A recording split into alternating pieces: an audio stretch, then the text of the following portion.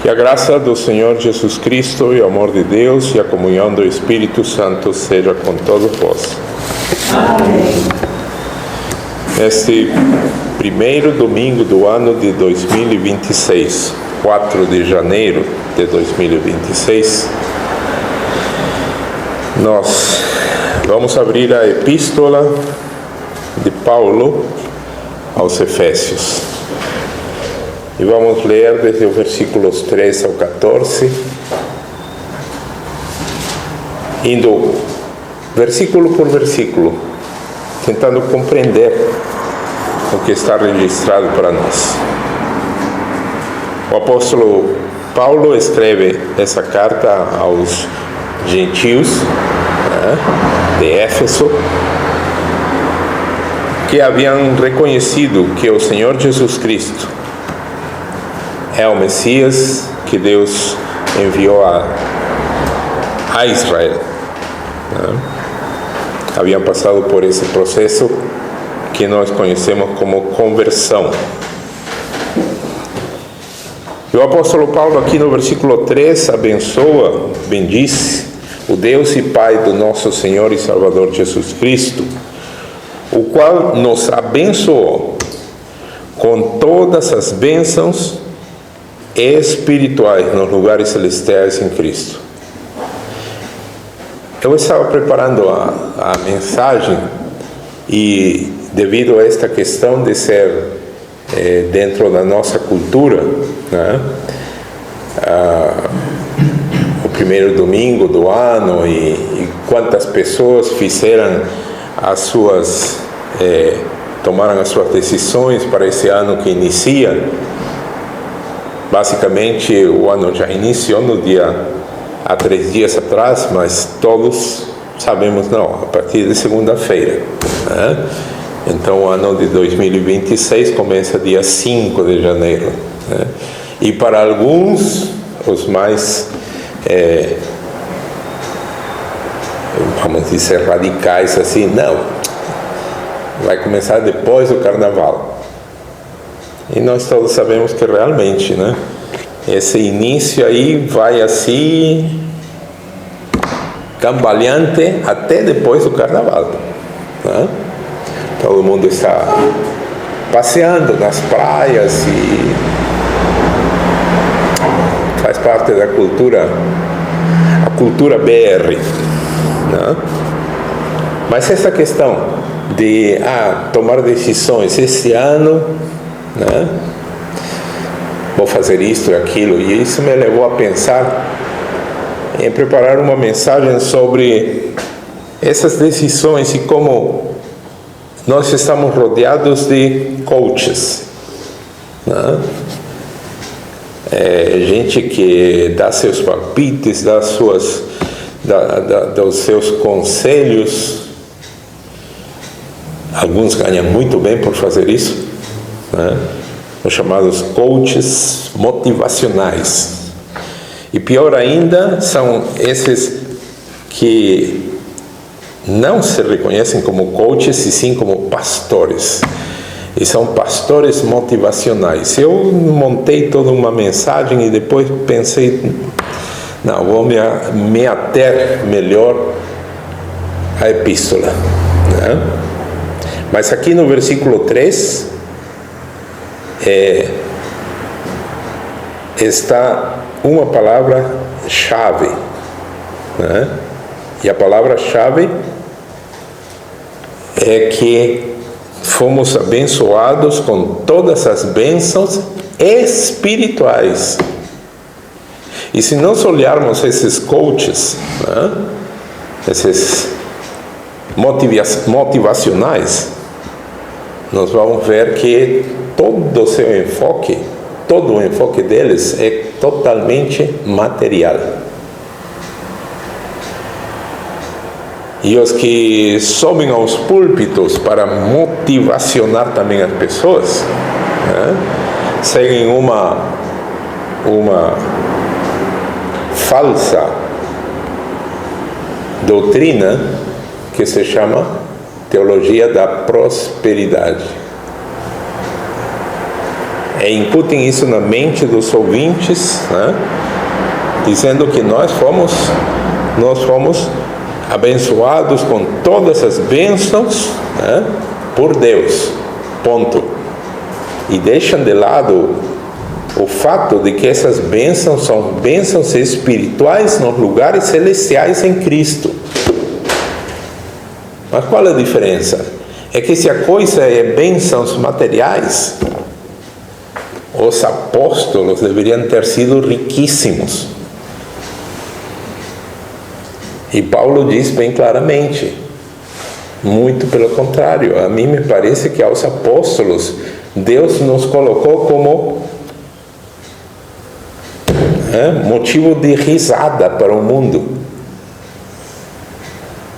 E lá escrevendo em Hebreus, diz sobre os heróis da fé, está escrito, homens dos quais o mundo não era digno.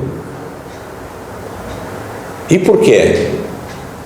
Porque esses grandes homens e mulheres na fé viviam em palácios, comendo do bom e do melhor, na abundância, na prosperidade? Não. A Bíblia escreve aí, vestidos com peles de animais, tendo suas habitações nas covas, nas cavernas, né?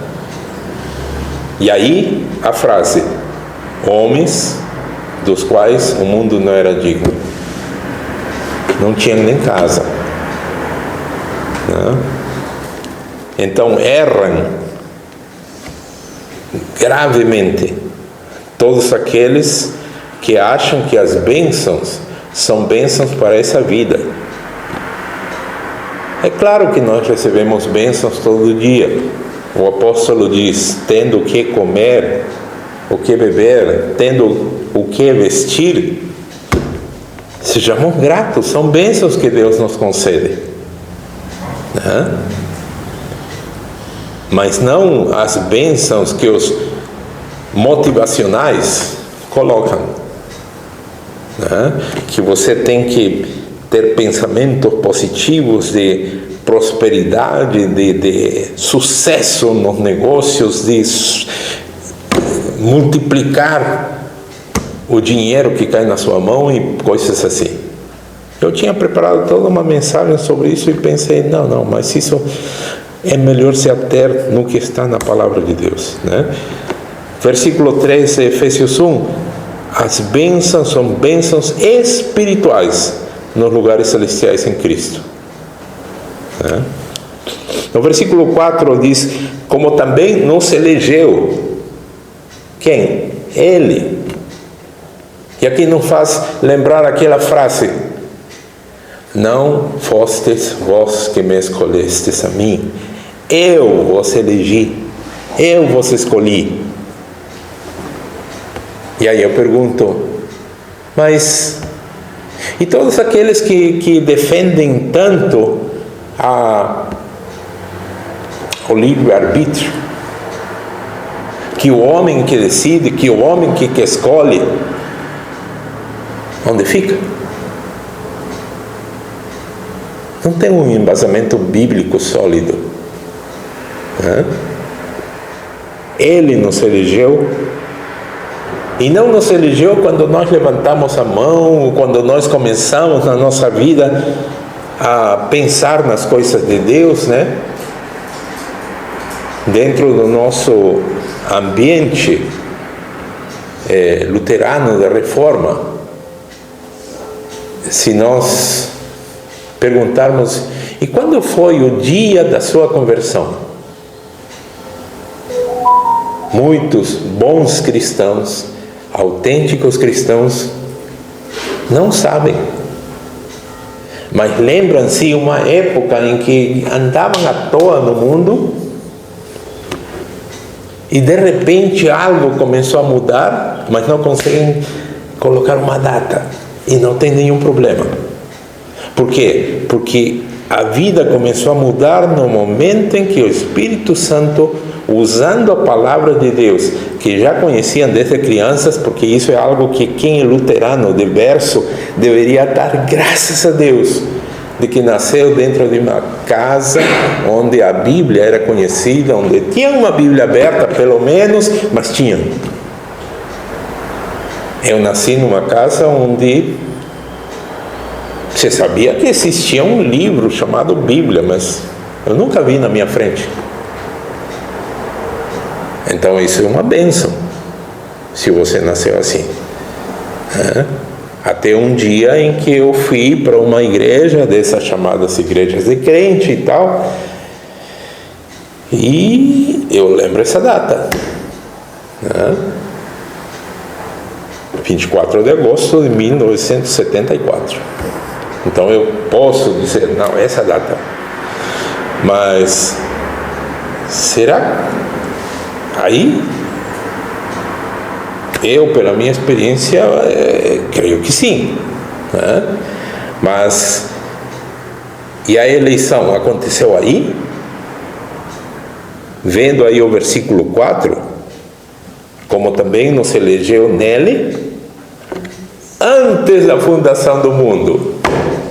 E como é difícil que isso entre nas cabeças das pessoas. Principalmente daqueles que se chamam cristãos e defendem que o homem é que decide. Se ele foi eleito, não foi eleito no momento em que naquele culto em que todo mundo estava pegando fogo, ele levantou a sua mão. Não foi eleito aí. Se ele é realmente cristão, foi eleito, o mundo nem existia e Deus já logo tinha escolhido. É o que está escrito bem claramente. Nos elegeu nele antes da fundação do mundo. Para quê? Para que fôssemos santos e irrepreensíveis diante dele em amor. Santos e irrepreensíveis. Ser santo e ser irrepreensível. Não ter por onde ser pego. Isso é ser irrepreensível.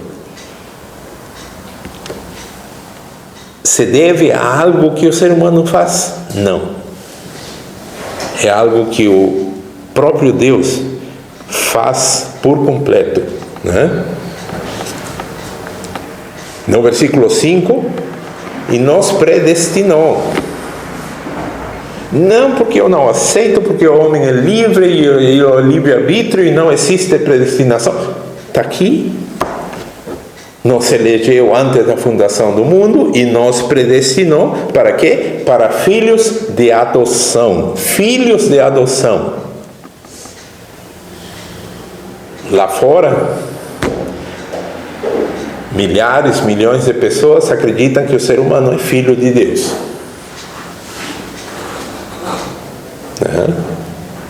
Mas não percebem que o ser humano se torna filho adotivo. O ser humano, nenhum ser humano é filho de Deus por herança, por direito próprio. Todo ser humano, toda a humanidade inteira, desde Adão, é simplesmente criatura de Deus. Se torna filho unicamente aquele que reconhece ao Senhor Jesus Cristo.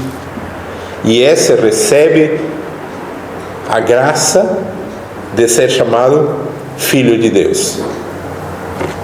Lembrando, adotivo, nos predestinou para filhos de adoção por Jesus Cristo.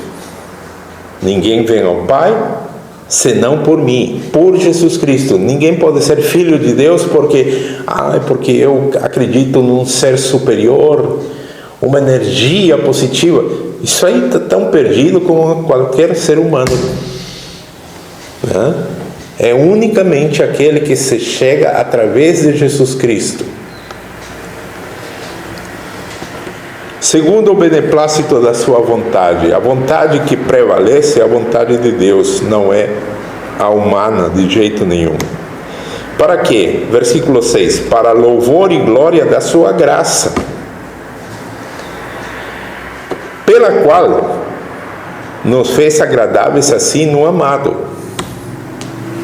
Nós não nascemos agradáveis diante de Deus. Todo ser humano é desagradável. Como é difícil entender isso. Mas todo ser humano tem essa ideia. Não, mas tá certo, eu sou pecador assim, mas pecador não, né? Eu sou uma boa pessoa, eu não desejo mal para ninguém, faço coraçãozinhos para todo mundo, então tá bom, eu sou pecador, mas assim, pecador não. Pronto. Está tão condenado como qualquer um. Né? A palavra de Deus nos diz que nós somos estranhos e inimigos de Deus. Isso que a palavra nos diz claramente. Somos estranhos e inimigos de Deus. Pela nossa condição. Né? Ele nos torna agradáveis a si mesmo. Deus faz isso. Deus nos torna agradáveis no amado. No amado significa no Senhor Jesus Cristo. Fora do Senhor Jesus Cristo, continua sendo desagradável. E a palavra nas Escrituras é muito mais forte. Fora de Jesus Cristo são abomináveis. Não só desagradável, né? Mas abominável. Isso é. No amado, e versículo 7, em quem temos, se refere a quem? No amado, no Senhor Jesus Cristo, em quem temos a redenção pelo seu sangue. A redenção pelo seu sangue. A remissão das ofensas, o perdão das ofensas pelo seu sangue. E isto nos faz lembrar aquilo que está lá em Isaías. O castigo que nos traz a paz estava sobre ele. Como é que você afirma que você está salvo? Ninguém pode saber isso. Só quando chegarmos lá que vamos saber. Não. Isso é o pensamento de uma pessoa que está sem Deus e sem esperança no mundo. Não tem nenhuma esperança. Né? Ter uma esperança assim, quando terminar tudo na vida, aí naquele dia do juízo vamos ver quem é salvo e quem não. Isso não é esperança nenhuma. Né? A esperança é saber agora que os meus pecados estão completamente perdoados. Não porque eu sou bom, mas porque os meus pecados foram carregados por Jesus na cruz do Calvário. E Ele, quando derramou o seu sangue, Ele conseguiu o perdão das ofensas. Não os pecados que eu já cometi e daqui para frente é comigo.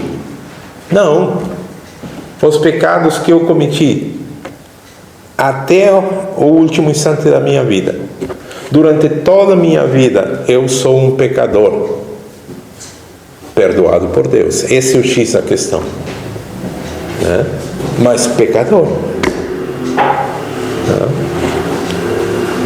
Em quem temos a remissão das ofensas, segundo as riquezas da sua graça. Versículo 8. Que Ele fez abundar, riquezas da sua graça, que Ele fez abundar para conosco em toda sabedoria e prudência. Sabedoria e prudência. Desde o momento que acontece a conversão, o cristão já sabe tudo. Não sabe nada. Não sabe nem onde está o Segunda de Crônicas. Para começar, uma coisa tão simples. Não sabe. Por favor, abra o seu Novo Testamento na Epístola aos Laodicenses. Tem um som bíblico, não tem? Quantos ficariam procurando no Novo Testamento a Epístola aos Laodicenses? Porque tem a igreja da Laodiceia. Lá em Apocalipse, a carta à igreja da Laodiceia. Então tem um som neotestamentário. Abra, por favor, no capítulo 2, versículo 5 de carta de Paulo aos Laodicenses. E vão se matar procurando onde está a carta de Paulo aos Laodicenses. Literalmente. E são cristãos, mas não conhecem. Por quê? Porque sabedoria e prudência se adquire com o tempo. Saber onde está Segunda de Crônicas, segundo livro das Crônicas, não é no momento da conversão. Vai levar um tempo até que aprenda a ordem dos livros do Antigo Testamento, a ordem dos livros do Novo Testamento. Vai levar um tempo até que entenda que realmente Paulo escreveu uma carta aos Laodicenses, mas essa carta sumiu, não está no cânone do Novo Testamento. Quanto tempo leva até que a pessoa saiba isso? Leva muito tempo. Então, nós temos todo um processo de crescimento em sabedoria e prudência. Nós temos todo um tempo de crescimento em conhecimento.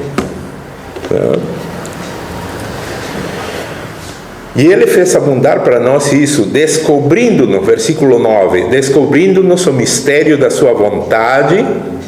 Observem aí, mistério da sua vontade, segundo o beneplácito, seu beneplácito que propuser em si mesmo. E qual é esse mistério da sua vontade? É o versículo 10.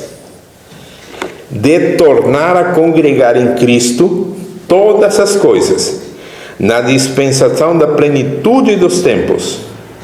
Plenitude dos tempos significa quando o tempo esteja pleno, completo.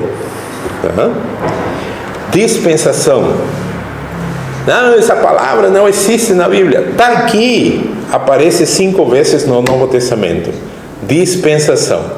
E a palavrinha dispensação no grego é oikonomia. Mas peraí, pastor, oikonomia parece economia. Exatamente, economia. É para poupar? Não. Percebem como a língua original vai mudando, chega nas línguas modernas e não significa nada daquilo que significava lá atrás. Né? Essa palavrinha economia não significa poupar. Para isso tem o verbo poupar, que é outra coisa. O significado de economia é saber lidar, saber administrar. Não? O oikônomo, no original, quem era? Era o mordomo. Aquele que tomava conta das coisas, não era o dono. Ele simplesmente estava administrando as coisas. Então, descobrindo-nos o mistério da sua vontade, segundo o beneplácito que propuser em Cristo. Qual é esse mistério? Tornar a congregar em Cristo todas as coisas na dispensação da plenitude dos tempos, tanto as que estão no céu como as que estão na terra. Não vai ter 2 reinos, um reino terrestre e um reino celestial. Por quê? Porque o reino celestial existe com Deus, é o reino dele. Mas ele criou os céus. Gênesis 1. Se cria o reino celestial, seres celestiais. que nós todos sabemos, os conhecemos como anjos, né? Só que a palavra anjos não nos transmite o conhecimento de que são eles. Essa imaginação de seres com roupas brancas, cintos de ouro, asas, jogue fora isso. A palavra anjos, mensageiros, tá? Mensageiros. Mas essa palavra descreve algo? Não, não descreve. Descreve uma atividade, é mensageiro. Só isso. Mas como são esses anjos, nós não sabemos. Faz 2, 3 dias eu estava falando com um jovem e disse, é como falarmos a palavra vivente. Para o gaúcho, vivente é outro ser humano. Mas em português, vivente é qualquer, até uma planta é vivente, né? Então, vivente, terrestre, vai desde um mosquito até uma baleia de 30 toneladas. Vivente, vai desde uma alga microscópica até uma sequoia. Vivente, igual a palavra angelos, do grego, anjo. Não nos descreve nada, nos descreve se algo celestial, mas como são? Não temos nem ideia como são. Então, o mistério da vontade de Deus é tornar a congregar em Cristo todas as coisas, tanto as que estão nos céus como as que estão na terra, tanto as que estão no reino celestial. E no capítulo 1 de Gênesis, criou os céus, ok? Reino celestial, e a terra. Reino físico, material, reino terrestre. E esse reino terrestre foi dado a um ser. Deus entregou nas mãos de Adão. Imaginem o privilégio de toda a criação física ter sido entregue nas mãos de Adão. O que aconteceu?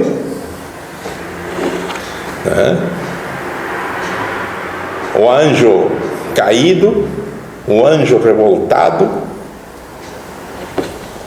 que arrastou uma terceira parte dos anjos numa guerra lá no reino celestial e que foi jogado para a terra nas regiões aéreas.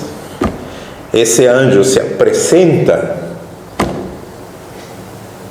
e usurpou o reino terrestre. Por isso que a palavra de Deus nos diz que a terra jaz no maligno. Então, qual é este mistério? Versículo 9 de Efésios 1. Versículo 10 é a resposta. Tornar a congregar em Cristo, juntar em Cristo. Em Cristo. Quando? Na dispensação da plenitude dos tempos. Todas as coisas, tanto as que são nos céus, como as que estão na terra. Isso está revelado para nós. Um dia não terá mais o reino celestial e o reino terrestre. Não. Vai ser um só. E um só, o Senhor Jesus Cristo, regerá todas as coisas. É o que está escrito aqui. Né? Nele, versículo 11, digo, em quem também fomos feitos herança. Não somos herança por nascimento. Fomos feitos herança, transformados herança, havendo sido predestinados. Não fui eu que decidi, eu fui predestinado. Não, a predestinação não existe, isso aí é dos calvinistas. Arranque da Bíblia, e no momento que você arranca da Bíblia, está debaixo da maldição de Deus, quando diz maldito todo aquele que tiraram uma palavra, um versículo da palavra de Deus. está na palavra de Deus. Nós fomos predestinados. Não? Havendo sido predestinados conforme o propósito meu, quando eu levantei a minha mão. Não. Conforme o propósito daquele que faz todas as coisas segundo o conselho da sua vontade. Que faz todas as coisas segundo Ele quer. E quem é? O próprio Deus. Né? Com o fim, versículo 12, com o fim de sermos para louvor da sua glória. Quem? Nós, os que primeiro esperamos em Cristo. Os que esperamos em Cristo. No versículo 13, o apóstolo se refere especificamente a esses gentios, em quem também vós estáis. Em quem? Em Cristo. Vós também estáis. Vós quem? Vós? Vós gentios. Também estáis em Cristo. Quando? Depois que ouviste a palavra da verdade. Por isso é estranhíssimo essas histórias, essas narrativas que a gente encontra na internet, nos vídeos do YouTube, né? Que lá, não sei onde, numa região tão remota, uma pessoa que nunca tinha ouvido falar de nada com respeito à Bíblia, com respeito a Deus, nem a Cristo, nem nada, e de repente, misteriosamente, tem um sonho e recebeu uma revelação para transmitir a toda a cristandade da terra. Observe o que a palavra de Deus disse: em quem também vós estáis, vós gentios. Não, mas aquilo também é um gentio lá, não sei onde, né? Só que aqui a palavra diz bem claro: depois que ouviste a palavra da verdade. Não existe revelação fora desse protocolo que Deus estabeleceu. Quem não conhece a palavra da verdade vai receber uma revelação. Isso é antibíblico. Entenda, antibíblico.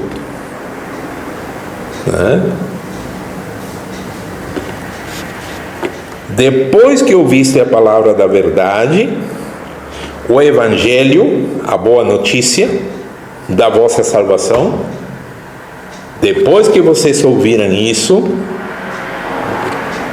a boa notícia da vossa salvação, e tendo nele, quem nele? Em Cristo. Que Cristo é a boa notícia. E tendo nele também crido, fostes selados com o Espírito Santo da promessa. Aqui onde entra a questão X. Não sabeis vós que sois templo do Espírito Santo? Isso está escrito pelo apóstolo Paulo, né, aos Coríntios. Não sabeis vós que sois templo do Espírito Santo? E quando o apóstolo Paulo, né, nos escreve isso em 1 Coríntios 6, 9, não sabeis que o vosso corpo é o templo do Espírito Santo que habita em vós, proveniente de Deus, e que não sois de vós mesmos? Porque fostes comprados por bom preço. Glorificai, pois, a Deus no vosso corpo e no vosso espírito, os quais pertencem a Deus. Fazendo um parêntese aqui, qualquer Bíblia alterada, qualquer Bíblia falsificada, não chama bom preço. Diz literalmente: fostes comprados por preço. Glorificai, pois, a Deus. Ponto. Mas a palavra de Deus, escute com atenção, diz claramente: porque fostes comprados por bom preço. Glorificai, pois, a Deus no vosso corpo e no vosso espírito, os quais pertencem a Deus. Mas a minha ênfase era no versículo 19. Não sabeis que o vosso corpo é o templo do Espírito Santo que habita em vós? Aqui onde entra esta questão que eu sempre insisto. As nossas línguas são imperfeitas para transmitir a mensagem original da palavra de Deus. A tradução está correta. Não sabeis que o vosso corpo é o templo do Espírito Santo? Então está se referindo àquele templo que havia em Jerusalém. A palavra templo, no original lá, se referia a todo aquele terreno demarcado que existia em Jerusalém, do qual não sobrou pedra sobre pedra, somente sobrou um muro externo que hoje é conhecido como Muro das Lamentações. É como se você tivesse sua mansão e um dia, não sei o que acontece, não sobra pedra sobre pedra, mas fica um muro, uma parede lá que dava para a rua. Isso é a única coisa que sobrou da sua casa, da sua mansão. Então esse muro, que é o único que sobrou, é o atual Muro das Lamentações.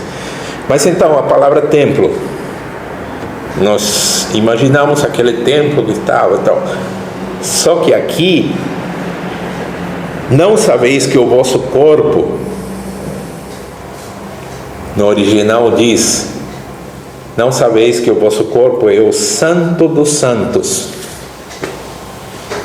Percebem? Porque o templo era aquela construção e tinha repartições internas, e havia lá no centro do templo havia um lugar que era chamado o lugar santíssimo, no qual somente o sumo sacerdote uma vez por ano podia entrar. E aqui está se referindo a isso. Aqui diz: não sabeis que o vosso corpo é o lugar santíssimo do Espírito Santo que habita em vós? Imaginem isso. Então, voltando lá a Efésios, fostes selados com o Espírito Santo da promessa, selados com o Espírito Santo. Em Efésios 4:30, não entristeçais o Espírito Santo de Deus, no qual estáis selados, carimbados para o dia da redenção. Isso nos faz lembrar aquilo que o apóstolo João escreve: amados, agora somos, não é vamos ver, quem sabe, ninguém sabe, talvez, pode ser, né? Pode ser que sim, pode ser que não. Não, agora somos filhos de Deus, mas ainda não se manifestou o que havemos de ser. Quando Ele se manifestar no dia da redenção, seremos semelhantes a Ele. Só que a palavrinha no original é idênticos a Ele. Isso é uma coisa espantosa.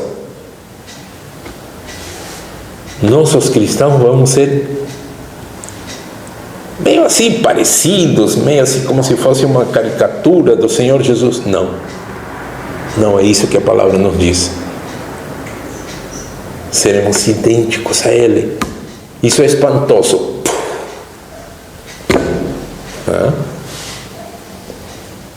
Fomos selados com o Espírito Santo para o dia da redenção. Finalmente, no versículo 14 de Efésios 1, o qual o Espírito Santo, esse selo que foi colocado em nós, é o penhor da nossa herança, para a redenção da possessão adquirida. Fostes comprados por preço, vós sois possessão. Vós sois possessão, vocês pertencem ao Senhor Jesus. Fostes comprados por bom preço, não fostes comprados com ouro, com prata, mas com o santo e precioso sangue de Jesus Cristo, como de um cordeiro imaculado, sem mácula nenhuma. Com esse sangue fostes comprados, para a redenção da possessão adquirida. Para quê? Para louvor da sua glória. Queira o Senhor Deus nos dar a compreensão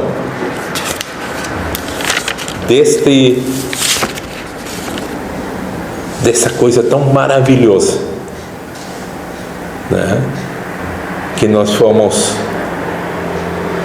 predestinados, escolhidos. O mundo nem existia e Deus já nos tinha escolhido. O que eu fiz? Eu não fiz nada. Ele fez tudo. E um dia Ele me alcança com a sua palavra e Ele me alcança com o seu Espírito Santo. E depois que eu ouvi essa boa mensagem, o Evangelho da minha salvação,